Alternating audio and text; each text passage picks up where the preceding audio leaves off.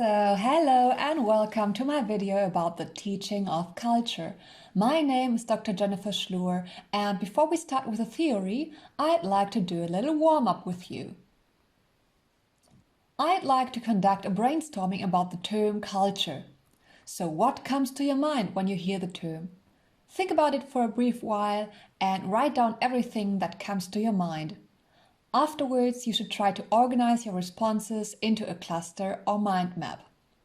Of course, it would be a good idea to stop the video at this point and to take notes in the meantime before you continue.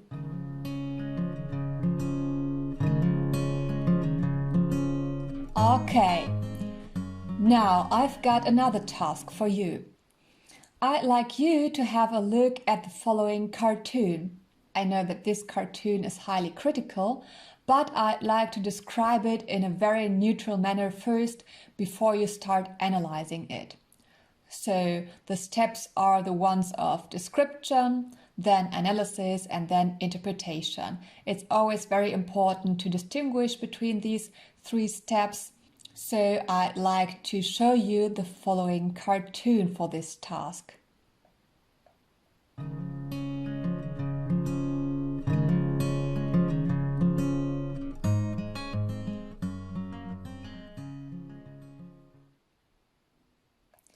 And finally, please reflect about the following. In how far does this cartoon illustrate the importance of changing perspective and culture learning?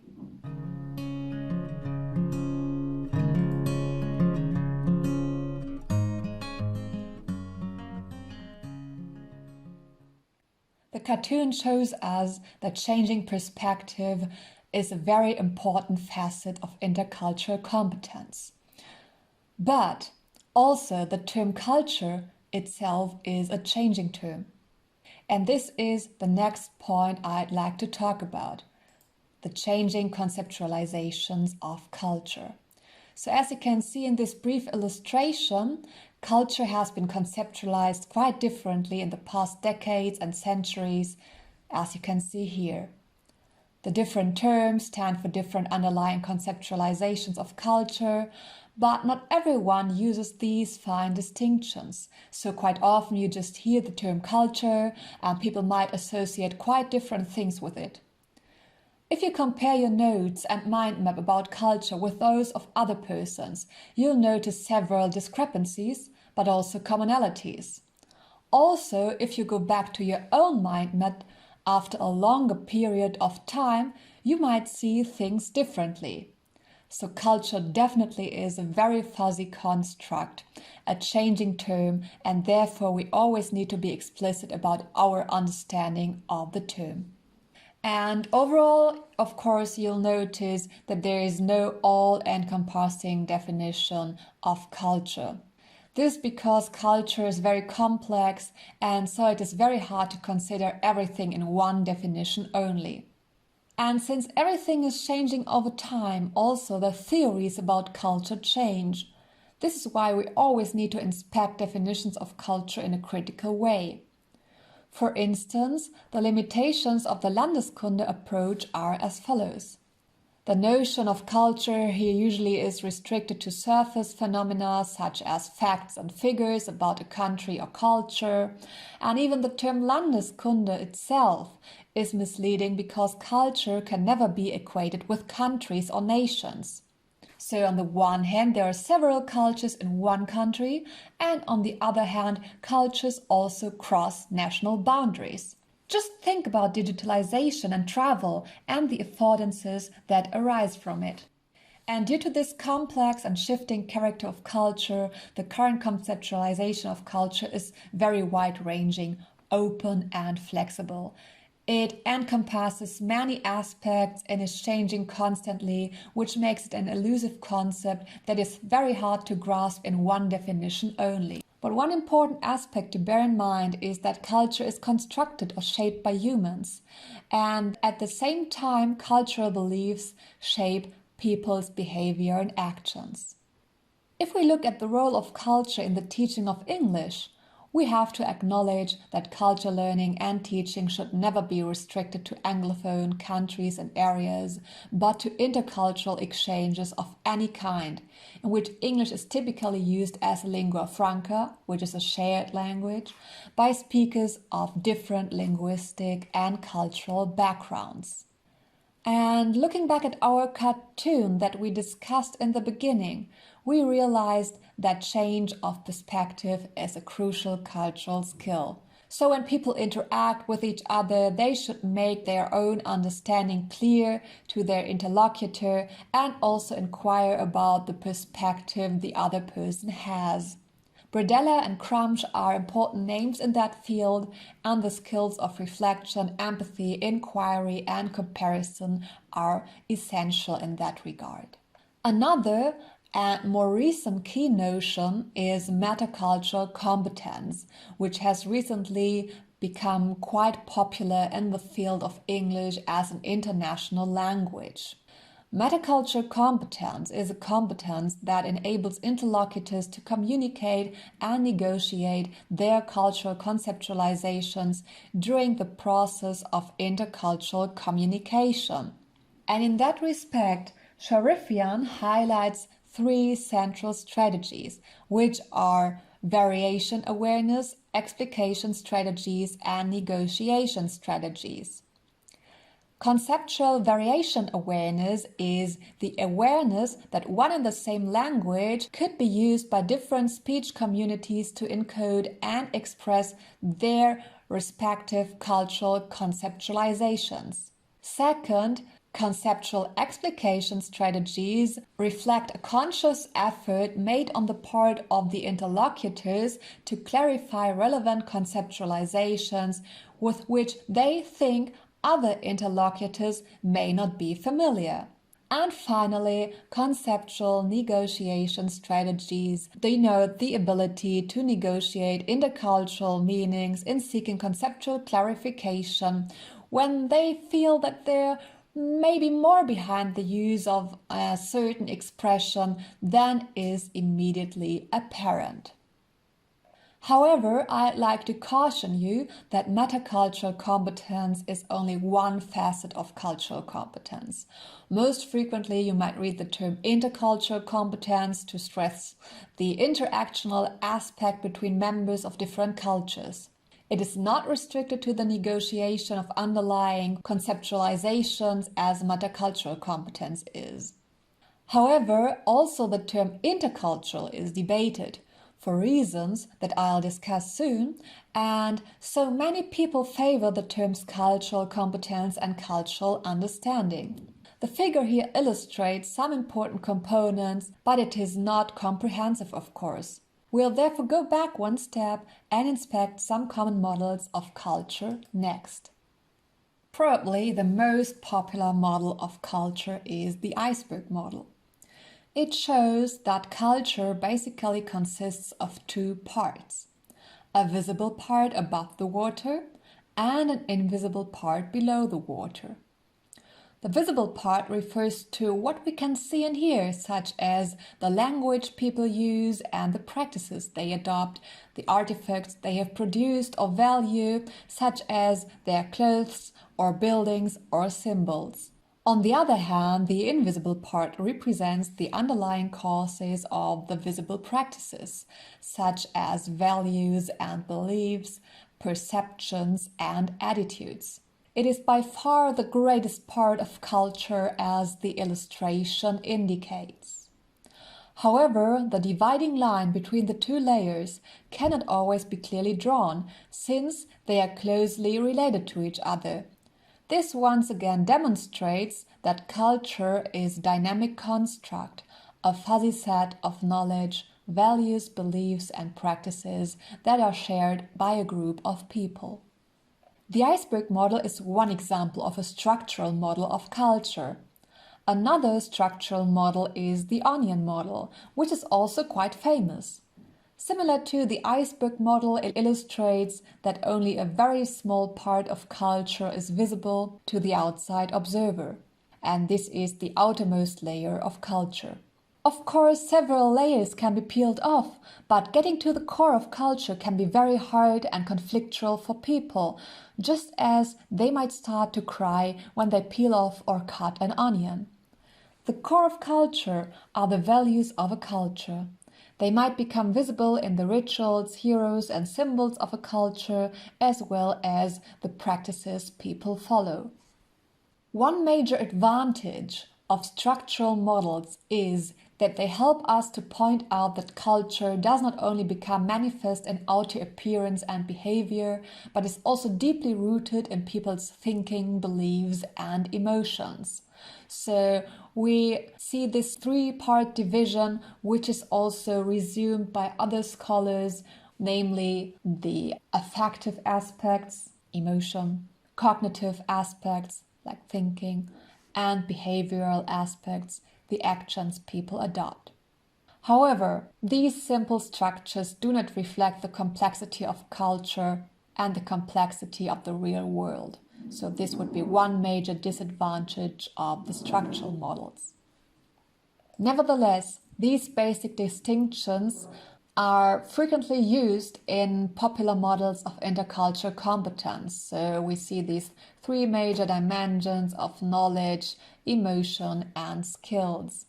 And if we look more closely at one of these models, which is Byram's model, we also see these basic dimensions, which, however, are more elaborate in several respects than the ones we have just discussed. Byram distinguishes between 5 savoirs, as you can see here. The term savoirs stands for knowledge, knowledge of oneself and of others, of interaction on individual and societal levels. Savoir comprendre stands for the skills of interpreting and relating. Savoir-être stands for the attitude, so to relativize oneself and also to value others. Savoir s'engager stands for education, which is political education and critical cultural awareness, and also savoir apprendre or savoir-faire, which stands for the skills of discovery and interaction. If you want to learn more about these different dimensions, please take a look at the publications by Byram and his colleagues. We won't talk about them in more detail at this point, but I wanted to highlight them for clarification. Of course, there are many further models of culture which are even more complex in nature. One of these types are the dimensional models of culture, to which we want to proceed next. Dimensional models are based on the idea of cultural dimensions. Popular names in that respect are Edward and Mildred Hall, Hofstede, Trompenaars and Hampton Turner, as well as Alexander Thomas. The cultural dimensions have been developed for very pragmatic reasons and purposes in order to explain cause-effect relationships of interaction. They wanted to find out how culture affects human behavior and to find out the reasons for this.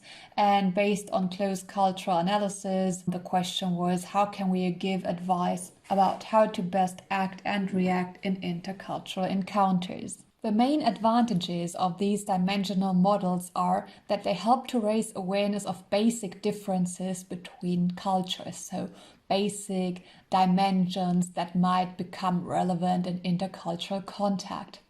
And also these dimensions are relatively easy to grasp and to remember, and so they might serve as a rough guideline to navigate and interact in the world. And in that regard, I'd like to do a little activity with you. I have uploaded another handout with the cultural dimensions by Hall and Hofstede. And your task would be to read through all of these explanations and to try to define each dimension in your own words and also to explain it. Moreover, you should think of possible examples in order to illustrate the dimensions and discuss them. And of course, you should not simply use the examples that are mentioned on the handouts, but to think of examples from your own experience. So once again, you should stop the video in order to do the task and then you may continue.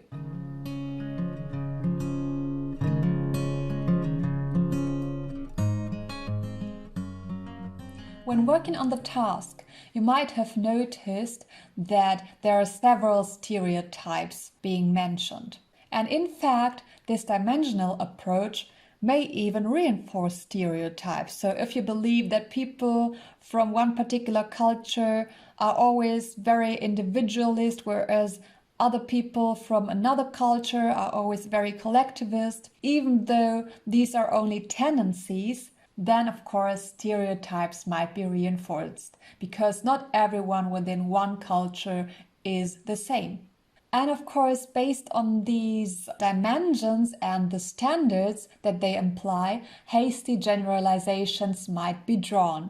And another important issue is that culture is strongly associated with the concept of a nation state, which, however, is never true, because the boundaries of nations do not coincide with cultural boundaries, as I explained to you in the beginning. And of course, the complex and dynamic nature of culture is reduced by these dimensions. They do not cover everything, but they rather reflect a static construction of reality. Another critical aspect is that the focus of these dimensions seems to be on differences between cultures, and you can immediately see it on the basis of the different headings of these dimensions. So they state, for example, masculinity versus femininity, long-term versus short-term orientation, or individualism versus collectivism. So you can see that there are always two polar opposites being mentioned, and it seems that there is nothing in between, even though there is a lot in between. Also, the cultural factor might be considered more important than it actually is because of the strong focus on these dimensions. We know that culture is very complex, but culture is not everything, because there's individual and situational variation that we should always bear in mind. So one person from one particular culture might act differently in one particular situation than in another. People also change over time. And also depending on the external circumstances, people's behavior might change. If you talk to a friend, you talk in a different way than the situation that might arise during a formal interview. So just think about possible situations in which your own standards vary.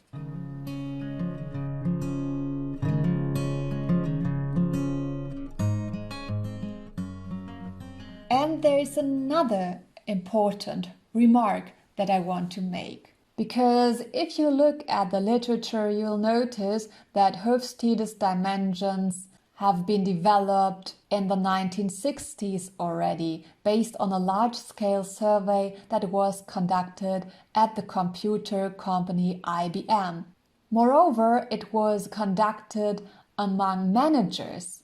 And of course, managers are only one part of a company and they do not reflect everybody's opinion. So first of all, we need to critically inspect these dimensions because they might be outdated because culture is changing all the time.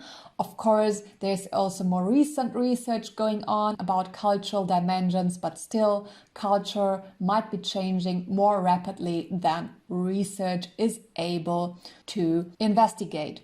And also, of course, the workplace behavior at one computer company does not necessarily reflect behavior in other workplaces and in other domains of life. So lots of further research should definitely be done.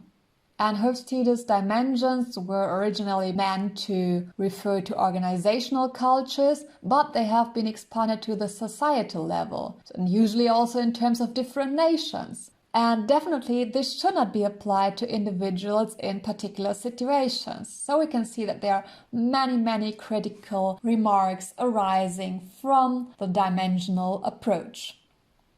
And in order to better reflect the dynamic nature of culture, other models have been developed. For example, the processual models by Hannertz.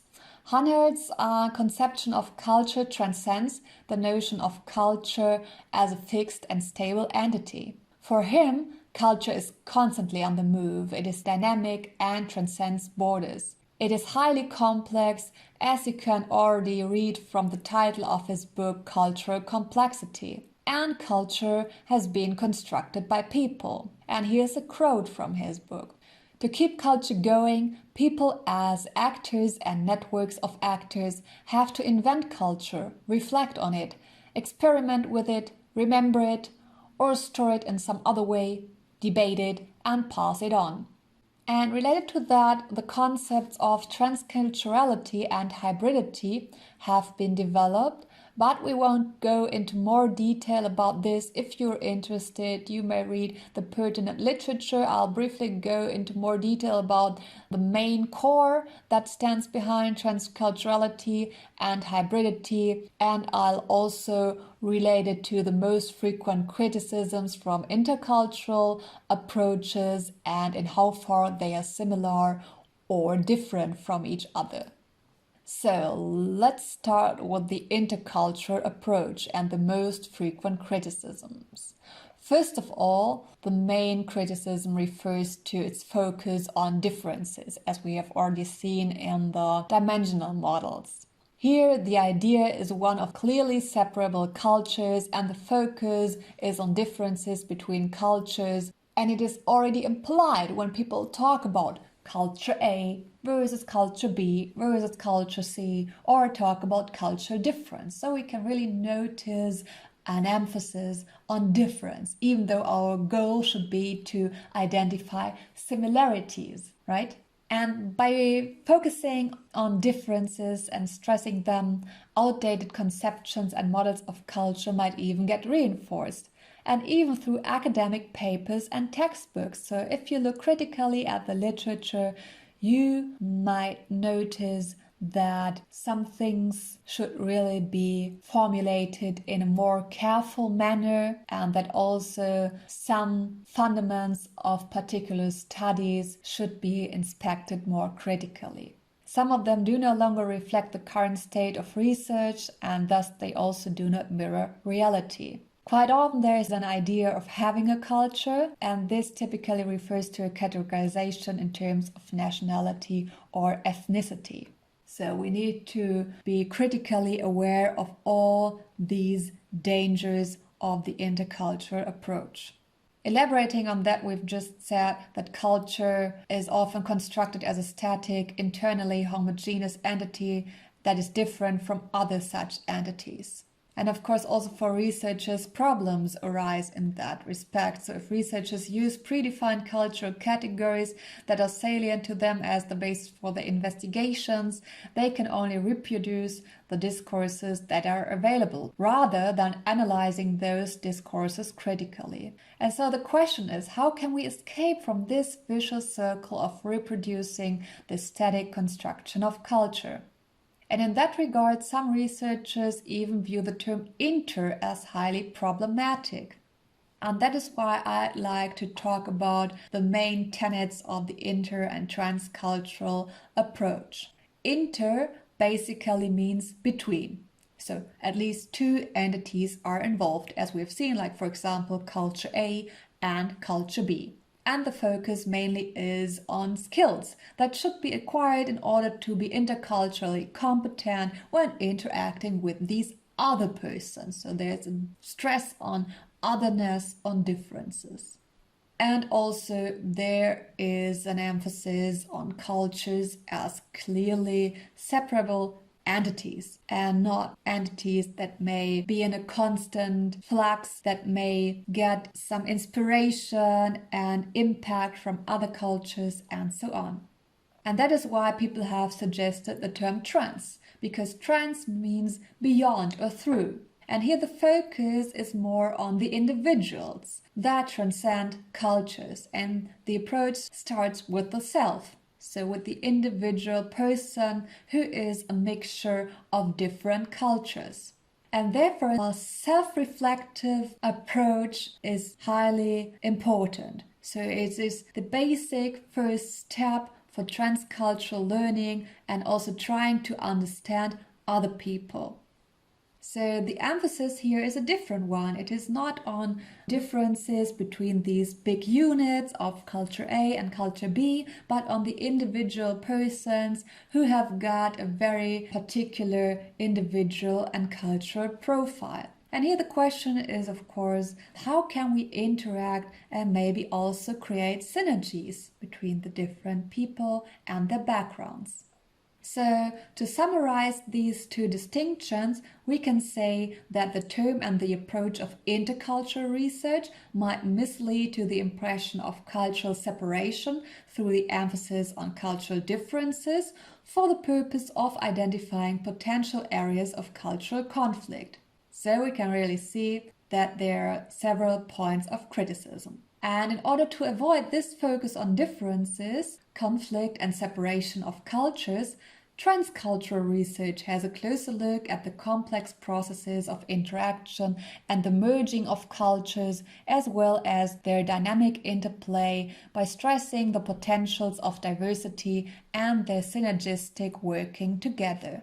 But of course, there are also affordances of both approaches. And so Treichel wondered whether one might rather view the inter- and transcultural approaches as complementary and not as conflicting. And so the suggestion is to somehow combine the insights gained from both approaches because they might enrich each other. So here's a table with some basic ideas of the two different approaches, and of course we can also combine these two approaches. So intercultural is usually associated with a skills and action orientation approach. The focus is how to handle differences, how to cope with otherness, and to give people a basic orientation. On the other hand, the transcultural approach starts with self-reflection and aims to create synergies and to manage diversity and also to really tackle issues of identity and not just some surface issues, some basic orientation. At any rate, you should keep in mind that it is important to read closely the theoretical framework of any research done, because some researchers may use and apply the term inter in the sense of trans. So things even get more complicated than it might seem on the surface. Okay, this was a lot of reflection and information today. And that is why I like to give you a little summary for now regarding intercultural communication. So basically the idea is that people from different cultures interact. They have got different views and values and beliefs. And of course, if people from different cultures with different cultural profiles come together, then these different views and values may collide. And this, for example, might become apparent in a different communicative style. And so also intercultural communication problems may occur. And that is why gaining cultural awareness as a first step is very, very important. And here even the different dimensions of culture might be helpful. So we always need to do the different steps of analysis and reflection before we move to action. Definitely, you should always bear in mind that not everyone in a given culture practices the same behavior all the time. So you definitely need to avoid hasty generalizations, and all the input and information that you've gained today should always be inspected very closely in a particular situation. If we talk about the teaching of culture, 10 principles have been suggested in the text for today, and they are the following. So the emphasis is on cultural competence, not just knowledge. It is based on learning from exemplary situations, so everyday situations that you yourself might have experienced and not just the knowledge that you read from the literature. Multi-perspectives are very important. So looking at different perspectives people might have in one particular situation. If you remember the cartoon, you might notice that changing perspective was a very, very crucial facet, and this definitely is related to the open-mindedness that is necessary in intercultural communication. Then we've also learned that identity issues are crucial. So if you go back to the transcultural approach, we have seen that identity issues are very important because everybody is different, and so also individual variables could be crucial in a particular interactional situation. Then the final point on this slide, from culture to cultures, once again stresses that we cannot really talk about these big units of one culture and another culture and so on, but we have to respect the variety of cultures and also their internal diversity. Then, if you want to teach and learn about culture, the central question is, where do we start? What could we do? How can we teach culture? So there are so many cultures. Where do we start? With the individuals, with a target, so-called target culture, or some very prominent cultures in a particular area, and which area? The area of the target language. And especially if we look at English, it's so diversified. So it's very, very hard to restrict oneself to particular cultures, and so finding the right cultural mix in our teaching is very important. So we should not just exclusively focus on one particular culture or a very small selection of cultures, but of course we also cannot talk about everything, about every single culture in the world. So here, finding something in the middle would be very important from a practical perspective. And in that regard, the awareness-raising and self-reflective approach that we have talked about today would be helpful. Then, another important aspect is that language and culture cannot be separated. They are so closely intertwined that we always need to consider language and culture, and this has become very evident when we talked about metacultural competence, for instance. Finally, we also need to think about the representations we use, the texts that we use, the media that we employ in order to teach and learn about culture, and also to consider the student perspectives. So thinking about all these different aspects is of central importance for your future job as a teacher.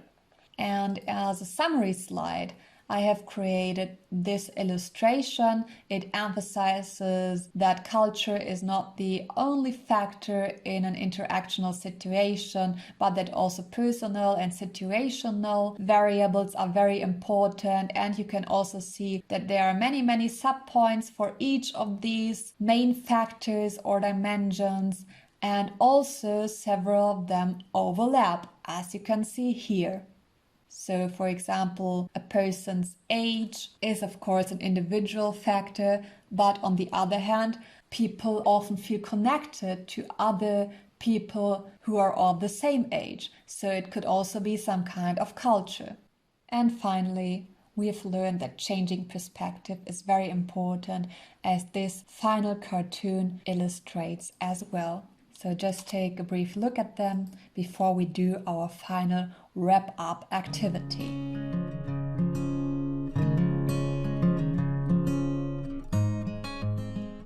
And in this final wrap-up activity, I'd like to come back to my initial task, the brainstorming about the term culture. So please revisit your notes and try to revise your mind map based on the knowledge that you have gained in this video.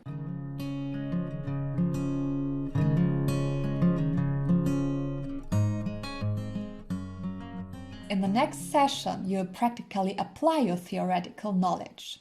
So please take your time to search for the practical examples that are due in our next session. But for now, of course, I'd like to thank you very much for your attention and participation. And should there be any further questions, feel free to ask them during our next live meeting. So thank you very much and goodbye.